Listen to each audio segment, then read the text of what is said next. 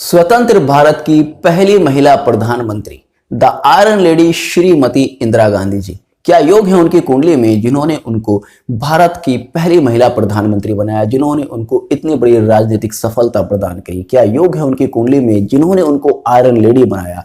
क्या योग है उनकी कुंडली में जिन्होंने उनको ऐसा स्वभाव दिया, ऐसी कूटनीति दी कि वो आज भी अपनी राजनीतिक समझ की वजह से बहुत ज्यादा जानी और समझी जाती हैं?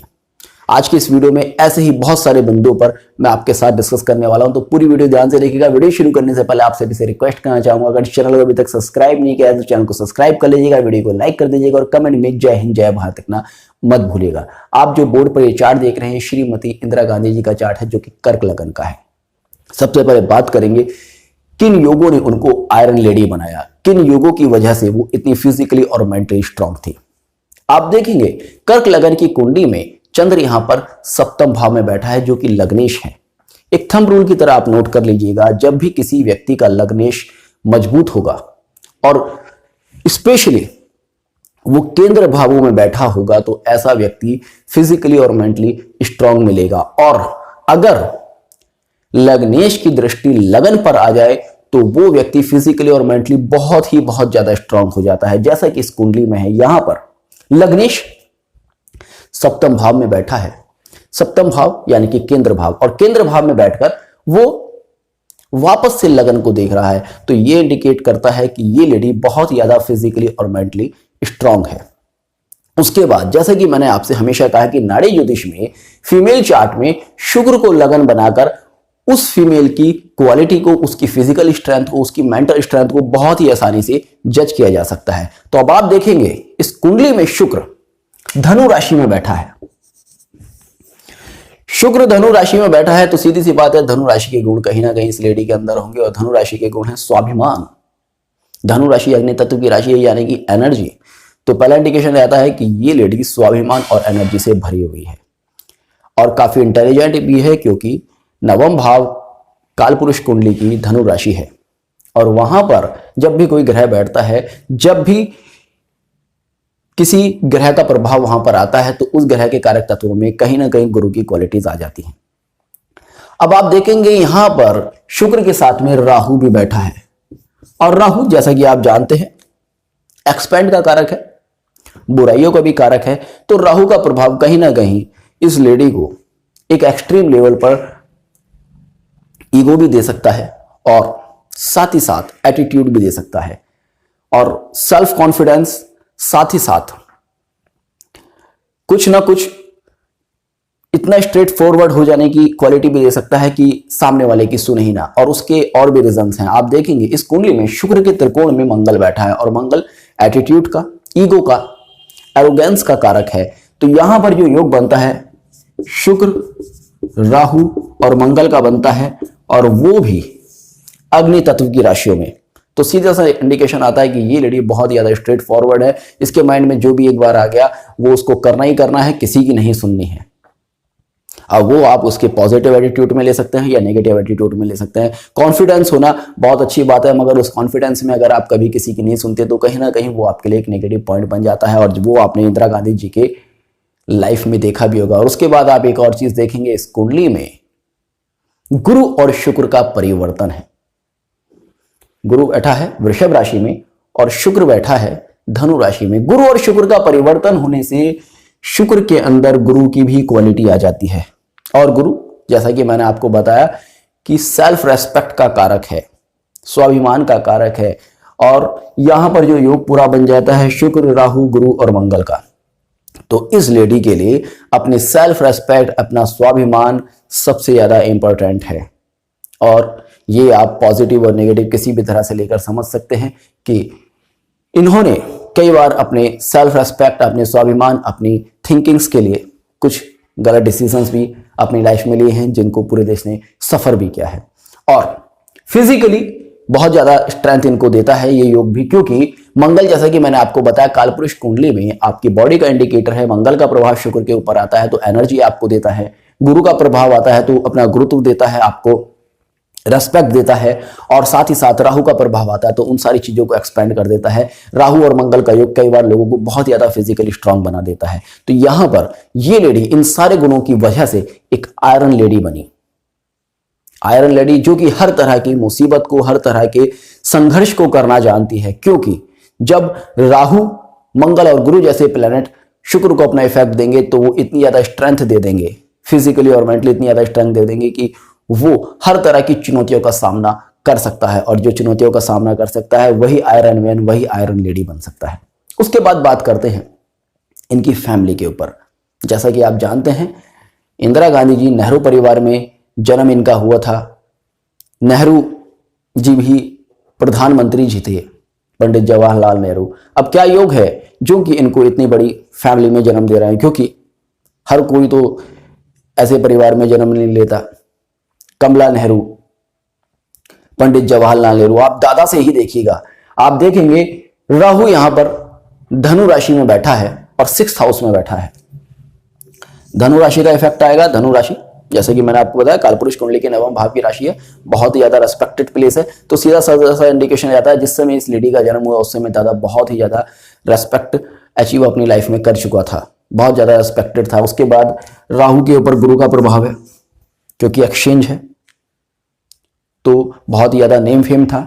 उसके बाद आप देखेंगे शुक्र का प्रभाव है राहु के ऊपर, तो सीधी सी बात है दादा धनी भी था। और मंगल का भी प्रभाव त्रिकोण से है, तो मंगल का भी प्रभाव है, तो यानी कि पावरफुल भी था।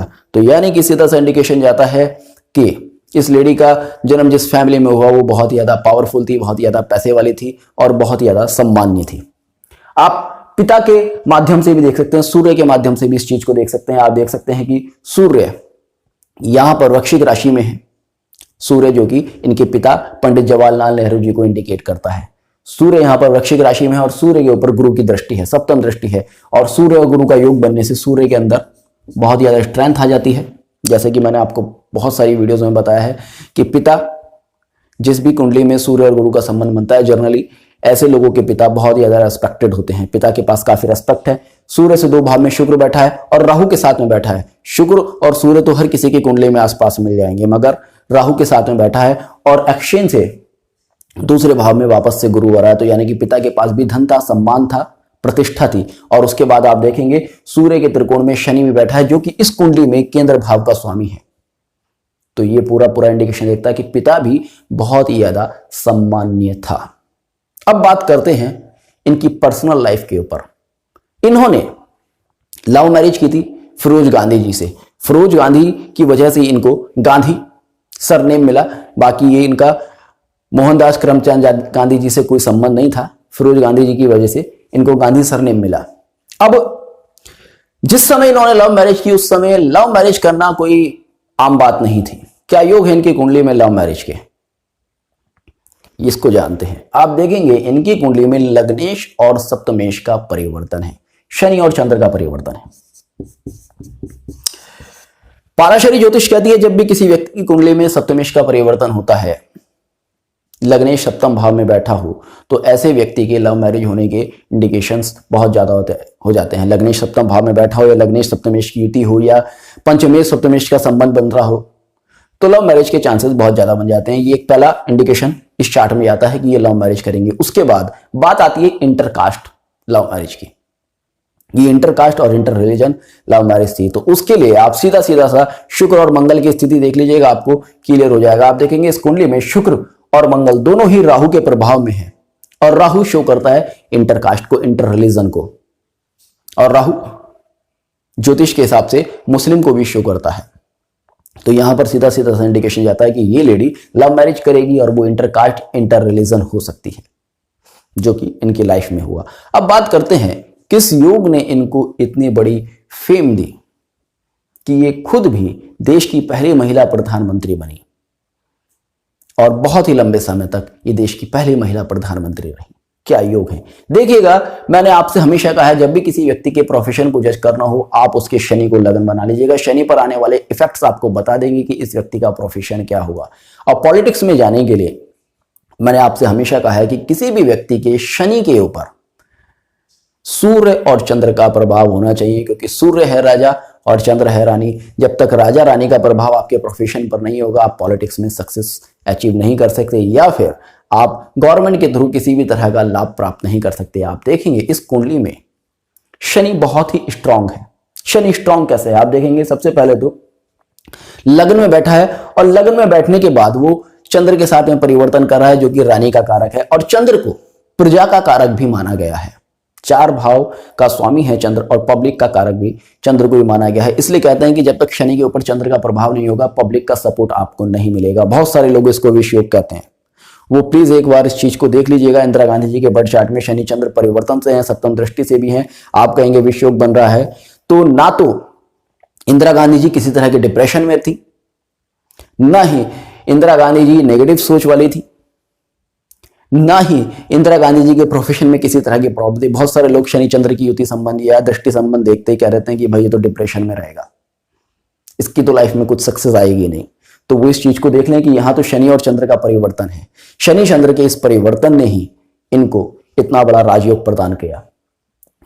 चंद्र का प्रभाव है, पब्लिक का बहुत अच्छा सपोर्ट इनको मिला। और उसके बाद आप देखेंगे शनि के ही त्रिकोण में सूर्य बैठा है। शनि के ही त्रिकोण में सूर्य बैठने से तो यहां पर सीधा सा संबंध बन जाता है शनि चंद्र और सूर्य का। प्रोफेशन पर राजा रानी दोनों का प्रभाव। अब मैंने आपसे एक और योग हमेशा शेयर किया है। मैंने आपसे कहा है जब तक किसी व्यक्ति के शनि के ऊपर गुरु का इफेक्ट नहीं होगा, तब तक कोई व्यक्ति अपने प्रोफेशन में फेम प्राप्त नहीं करेगा, रेस्पेक्ट प्राप्त नहीं करेगा। आप देखेंगे इस कुंडली में शनि के लाभ भाव में गुरु बैठा है। शनि के लाभ भाव में गुरु बैठने से शनि को गुरु का सपोर्ट मिलता है। उसके बाद आप देखेंगे इस कुंडली में गुरु नवम भाव का स्वामी है, तो गुरु में जो क्वालिटीज हैं वो पॉजिटिव फल देने की बहुत ज्यादा हैं। तो शनि के लाभ भाव में गुरु आया। उसके बाद आप देखेंगे जब शनि का परिवर्तन होता है चंद्र से, तो शनि के त्रिकोण में गुरु आ जाता है। एक तो इस कुंडली में गुरु पहले ही नवम भाव का स्वामी था, और गुरु की नवम दृष्टि भी शनि के ऊपर आ जाती है, तो जो कि इनको एक मैसिव रेस्पेक्ट, मैसिव फेम दिलाता है। उसके बाद आप देखेंगे गुरु परिवर्तन करता है, लाभ भाव से परिवर्तन करता है और 6 भाव में आता है। 6 भाव जो कि शत्रु का भाव है। जब मैं इनका कैरेक्टर एनालिसिस कर रहा तब इस चीज को मैं कहना आपसे भूल गया। आप देखेंगे शुक्र यहां पर 6 भाव में बैठा है और गुरु के साथ परिवर्तन भी कर रहा है। 6 भाव की क्वालिटी होती है कि 6 भाव आपको कंपटीशन में बहुत ज्यादा सक्सेस देता है। शुक्र 6 भाव में बैठा है तो इनको बहुत ज्यादा कॉम्पिटिटिव बनाता है। और राहु के बारे में तो अक्सर कहा था जब 6 भाव में राहु बैठता है तो ये शत्रुहंता योग बनाता है। तो ऐसे में इनके अंदर एक क्वालिटी है कि ये अपने शत्रुओं पर, अपने कंपटीटर्स पर हमेशा हावी रही। इनकी सरकार गिरी, इमरजेंसी लगने के बाद कांग्रेस एक समय बहुत ही खराब स्थिति में आ गई थी। उसके बाद फिर इन्होंने कम्पीट किया और फिर से ये देश की प्रधानमंत्री बनी। तो ये कम्पीट करने की क्वालिटी देता है। ऐसे लोगों के अंदर एक क्वालिटी होती है कि ये लोग हार नहीं मानते, जिनका 6 भाव स्ट्रांग होता है। और आप देखेंगे यहाँ तो शुक्र खुद से 6 भाव में है, गुरु जो नवम भाव का स्वामी है वो 6 भाव में परिवर्तन से आ रहा है और वापस से शनि के लाभ भाव में जा रहा है। वापस से शुक्र भी शनि के ऊपर अपना प्रभाव दे रहा है। तो ये सारी क्वालिटीज इनको बहुत ज्यादा फेम प्रदान करती हैं, बहुत ज्यादा कॉम्पिटिटिव बनाती हैं। और 6 भाव के गुणों की वजह से ही कहीं ना कहीं, 6 भाव के गुणों की वजह से ही कहीं ना कहीं इतनी ज्यादा सक्सेस हुई। क्योंकि मैंने हमेशा कहा है जब तक किसी व्यक्ति की कुंडली में 6 भाव स्ट्रांग नहीं होगा, वो पॉलिटिक्स वगैरह में बहुत ज्यादा सक्सेस नहीं होगा। क्योंकि 6 भाव क्वालिटी देता है रिस्क लेने की। सोच लिया एक बार कि ये करना है तो करना है, फिर उसके बाद ना फायदा सोचना है ना नुकसान सोचना है। और जो आदमी रिस्क लेने से डरता है वो कभी भी अपने जीवन में बहुत बड़ी सफलता प्राप्त नहीं कर सकता। श्रीमती इंदिरा गांधी जी ने बहुत बार कई बड़े रिस्क लिए, कई फैसले इस तरह के लिए, इमरजेंसी जैसे कई फैसले जो कि आज भी उनके ऊपर प्रश्न चिन्ह खड़ा करते हैं। किंतु इस तरह की स्ट्रेट फॉरवर्ड सोच होने की वजह से ही वो इतनी बड़ी नेता बनी। श्रीमती इंदिरा गांधी जी ने भारत को सशक्त करने के लिए भी बहुत ज्यादा प्रयास किए। परमाणु नीति की, अगर परमाणु संयंत्र की अगर बात करें तो वो भी श्रीमती इंदिरा गांधी जी के कार्यकाल में ही आए। और एक हकीकत है, अगर श्रीमती इंदिरा गांधी जी और कुछ समय तक जीवित रहती तो वो भारत को निश्चित तौर पर सामरिक रूप से बहुत ज्यादा सशक्त बना सकती थी। उसके रीजंस हैं, आप देखेंगे शुक्र में मंगल की क्वालिटी है, राहु की क्वालिटी है, गुरु की क्वालिटी है और 6 भाव की भी क्वालिटी है। ऐसे लोग कई बार युद्ध प्रिय होते हैं और जो व्यक्ति युद्ध प्रिय है, जो व्यक्ति तानाशाही में विश्वास रखता है, वही किसी देश को सामरिक रूप से सशक्त बना सकता है। उदारवादी नीति वाले लोग सामरिक रूप से सशक्त नहीं बना सकते। उदारवादी नीति वाले लोग प्रेम की भाषा बोल सकते हैं, संबंधों की भाषा बोल सकते हैं, किंतु हकीकत यही है कि उदारवादी नीति वाले लोग सामरिक रूप से बहुत ज्यादा सशक्त आपको नहीं मिलेंगे। उनके कार्यकाल में कभी भी कोई देश सामरिक रूप से बहुत ज्यादा सशक्त नहीं होगा। तो ये कुछ बिंदु थे जो कि आज की इस वीडियो में मैंने श्रीमती इंदिरा गांधी जी के चार्ट से एनालिसिस किया। और भी बहुत सारे इनके चार्ट में पॉइंट्स हैं, जैसे कि क्या रीजन था कि इनके अंगरक्षकों ने ही इनको गोली मार दी, क्या योग है इनके चार्ट में जिस वजह से इनके दोनों पुत्र अल्पायु थे, क्या योग होते हैं किसी व्यक्ति के बर्थ चार्ट में जो कि सडन डेथ वगैरह को इंडिकेट करते हैं। ये कुछ योग मैं आने वाली नेक्स्ट वीडियोस में आपके साथ शेयर करूंगा। और भी अगर आपके माइंड में किसी तरह का क्वेश्चन है इनके चार्ट को लेकर, वो आप कमेंट बॉक्स में लिख सकते हैं। उस वीडियो में वो सारे प्रश्न आपके लेने की कोशिश करूंगा। तो जुड़े रहिएगा स्टोत्र के साथ। मिलते हैं नेक्स्ट वीडियो में, तब तक के लिए जय हिंद, जय भारत।